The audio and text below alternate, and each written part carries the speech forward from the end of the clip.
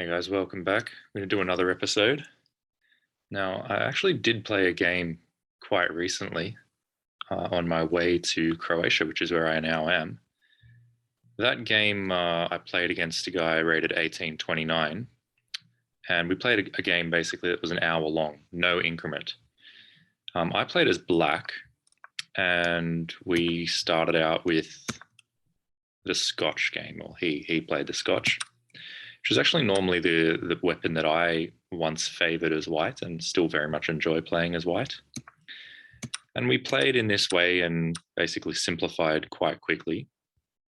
And I played this kind of strange move, Queen G5. Basically, the idea being that I still wanted to keep an eye on the D5 square. And I wanted to also defend the G7 pawn, which was under attack.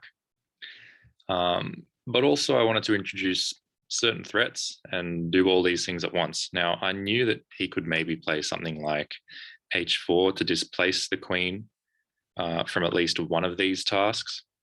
But nevertheless, I quite liked the idea that it came with this threat.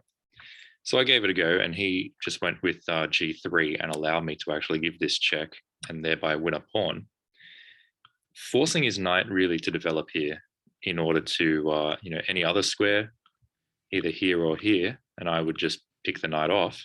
And if he doesn't develop the knight, well, then I'm going to take the rook. So he really had to do this move. I just developed my knight and castled, and basically everything was going well. This was a prophylactic move, just getting off that diagonal that the bishop was on. And also, if there was ever going to be this kind of a rook move and I have to move the queen, if the bishop's not there, then this pawn could be weak. So for those reasons, I played rook to b8. Then when he attacked my queen, I just decided to put it here, where I decided that's quite safe, actually. It's quite a safe spot for the queen. Well, the game went on, and I decided to possibly fianchetto the bishop and attack this guy, with plans of putting the rook there. But the other potential aspect of this move is to maybe put the bishop over here and pin this knight, which cannot be defended by any pawns. So I quite liked that plan. And he quite, cleverly moved the rook off that diagonal, because a rook there would be very bad for him when this move comes on the board. This move's still nice. It's just that with the rook now gone, he can defend with the bishop as well, which is what he does. And it's now that I turn my attention to this pawn. And I liked that. He pushes the pawn. Might look like he's threatening to take the knight, but he's actually not. Because, of course, if he takes the knight, you can say bye-bye to your queen. And even after you recapture, you can also say bye-bye to your knight.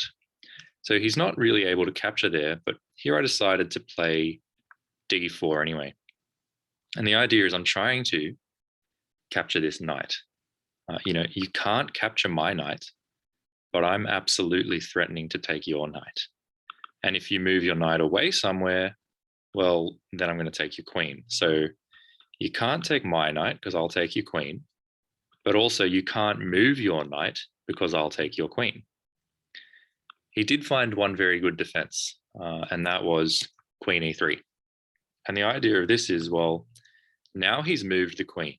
So now he could potentially move the knight away. And the problem is I don't have time to just capture the knight because he's going to take my queen. Now, I did see here that I could win the pawn on c2. But after, say, rook c8, either rook really, I probably should have calculated that deep, because that's actually a very good move, and I can always retreat the queen to, say, f5, g6, something like that. But for some reason, I decided that was too complicated, and I just went for a trade. Upon later analysis with the computer, I realized the move knight e4 would be a very nice move, and essentially forces a queen trade, because what else can white do? The whole point is, let's just say he tries to attack my queen. Well, then he drops the rook at the very least. So that would have been good. But anyway, I decided just to take the queen and we simplified. I took the bishop, he took the knight, and I retreated the bishop. But at this point, things were looking very equal. Whereas, beforehand, I was definitely in a stronger position. Now things were really quite equal. Now I had to take the pawn here. I didn't just want to, move a rook, because then check and he wins the exchange. So I took the pawn and just defended this square. Now he's attacking my bishop. I moved it back with a tempo on the rook, and also defending any checks from this square. He moves his rook out of the way.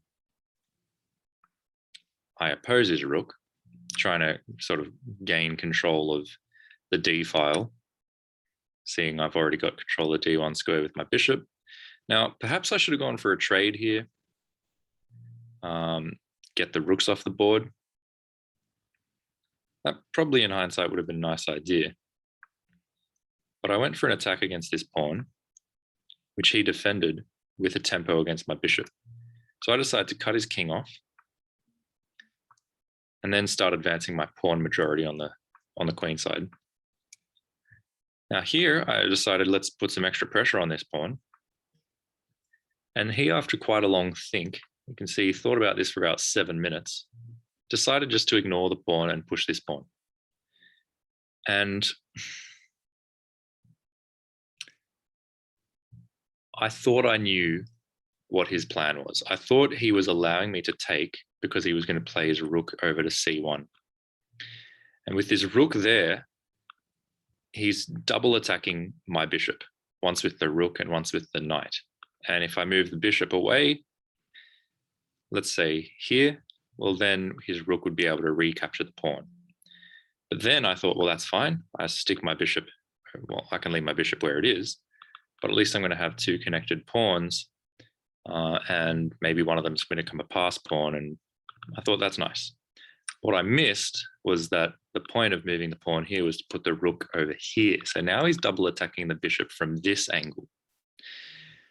And at this angle, well, I've got no extra way to bring support to the bishop. I also can't move the bishop away anywhere because it leaves my rook hanging. So this was basically the end of the game. I was basically forced to give up the exchange by giving a check. If he just moves his king somewhere, probably doesn't really help me much. If he moves his king here, that's great. I can give another check and somewhat save myself a little bit. Not even really, but basically after the check and I lose the exchange, my main hope was here that maybe I can still get a passed pawn, particularly on the b file, where I can actually protect the queening square. And I tried to make that happen, but it just wasn't possible. Here I hoped maybe for a draw. And my final kind of losing idea was basically giving up on this pawn and saying, you can have this pawn, I'm going to go after this pawn. And once I get the pawn, I'm just going to sit my bishop here where it's protected and where it protects the pawns. And I'm just going to try and hang tight and say that you're never going to catch me. So he went for that. And then I realized my big mistake. He's got this. I can't move the bishop away. It's about to get attacked by the pawn on f3. And so here I just resigned. So there's that game. A little bit unfortunate because I did have a very strong position against this guy who has a good rating, much better than my own. But unfortunately, it wasn't to be. I'm going to play another game. I'm in Zagreb at the moment. I've got some time on my hands. And I'll leave this video here and I'll start a new one up in a moment. So hope you join me for the next game. And we'll see you there. Cheers.